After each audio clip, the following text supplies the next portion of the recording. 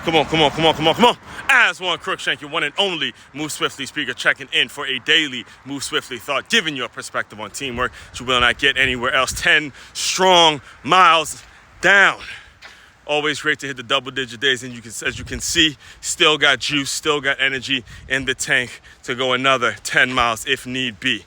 That's the way you grind it. That's the way you grind it. That's the way you grind it. As far as today's Move Swiftly thought, it is kind of it is one of those thoughts that I look forward to doing this every single morning. I truly do. But when it comes to this, where I'm able to hold myself accountable, where I'm able to make a mistake that I made public, where I'm able to publicly say, hey, I was wrong, I made a mistake, I did this, and this is how we take that mistake and turn it into more opportunities, turn it into money, turn it into opportunities that are going to lead to wealth, lead to growth, lead to revenue coming in out the assets, revenue streams coming in that I didn't think of before I made the mistake.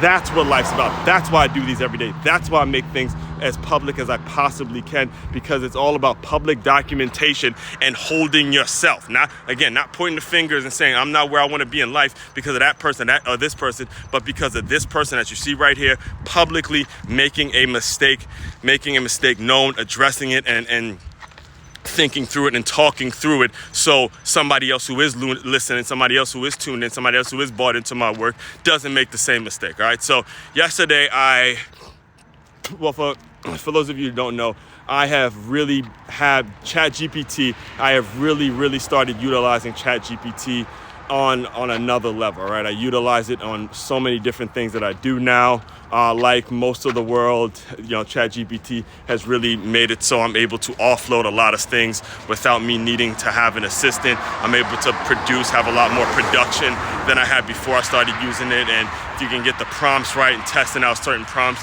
it really does make a difference in terms of your production and what it is you're able to accomplish on any given day, right? So yesterday I decided to prompt ChatGPT to give me a list of 25 podcasts. This is what I put in the prompt. I said, give me a list of 25 podcasts that are about employee development, because that's what I sell. I sell employee development workshops. I said, give me a list of 25 podcasts that have employee development. I make sure they have guests on their show. Give me a list of them. And, when they generated that list, they found the 25 podcasts. And then I reached out I didn't get through all of them, but I reached out to some of them. And I had it to where they tailor an email. So what they can do, since there's information about me online, they're able to take the information that's about me online and then align it with a kind of a short, cold outreach toward the tailor a message or a note or whatever, LinkedIn message or email.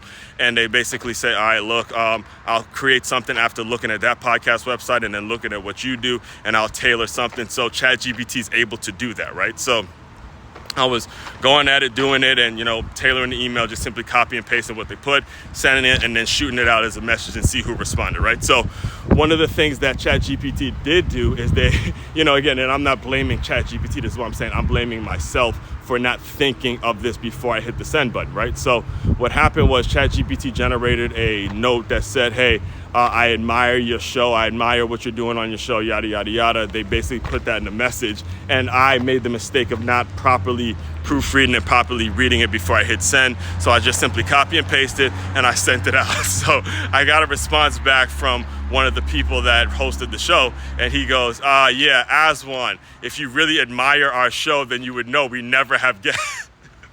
We never have guests, ever. Like, we never, ever have guests. Now, initially, there's a bit of discouragement when you see that, because you don't know who that person knows, and you don't want your business to be looked at as some sort of shady thing. So I immediately responded. I said, hey, because I get those messages all the time too, seeing that I've had hundreds of guests on my show and things like that. So I get those messages all the time, and you can tell it's AI driven and it's kind of phony and bot driven and all that. And I never respond to it either. I don't really like it either. So I reached back out and said, hey, that's on me, man. My apologies. That was AI generated, all the best, this, that, and the third, to make sure it was a real person. I put LOL so he knows it was a real person that responded to it.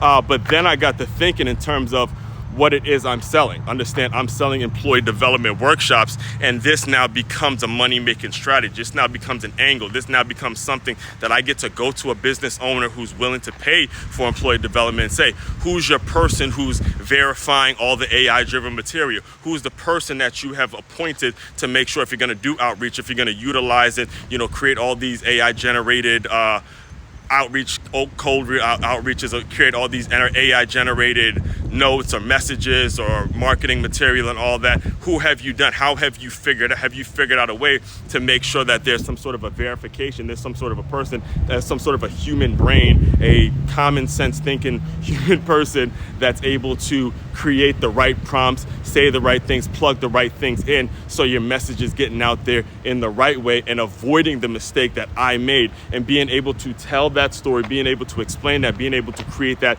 as a talking point for my ideal client, for my ideal customer, the people that I want purchasing my workshops and the people I want to work with. That just makes me a little better. That makes me more valuable in the marketplace. All right. And it was started by what? Initially a mistake I made that I took, and I said, okay, this is the way the game is played. Take your mistakes, own it. First of all, own it, make it public, own it, make it so you know it. And then here's how we can learn from it and get better. That's what I teach. That right there, you can call again, you can dress it up in a lot of different ways. Move Swiftly, the books, the podcast, the market, all the websites, all the things that you can dress it up as. But when it comes to boiling down the core of why people are paying you versus paying someone else, it's because this right here, this mistake and this learning with people, thinking through things with people, that is what ultimately gets you paid.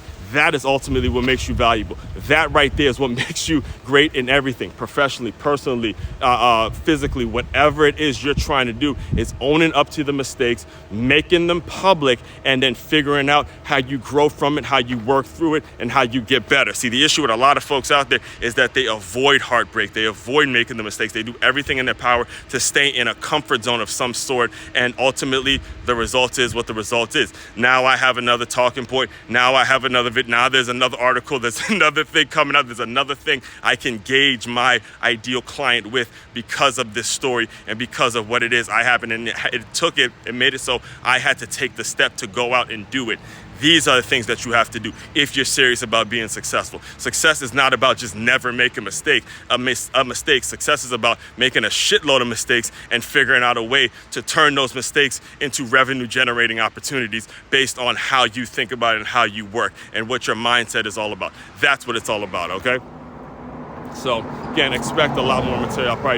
It'll be this video. I'll probably do an article about it, and probably a post and all that kind of stuff, because man, honestly, it did make my day. It made my day because now I was now thinking about how I utilized it and how sometimes I get those messages and so many things. So it was awesome. It was absolutely awesome for that to happen, and I'm so proud of myself to take the mindset or take the approach of, okay, this is the way that I made the mistake, and let's figure out how I can still serve the people that I am looking to serve in this world. So all that being said, main website to check out to dive deeper into everything I'm doing, it's makeyourmove.com. That's makeyourmove.com.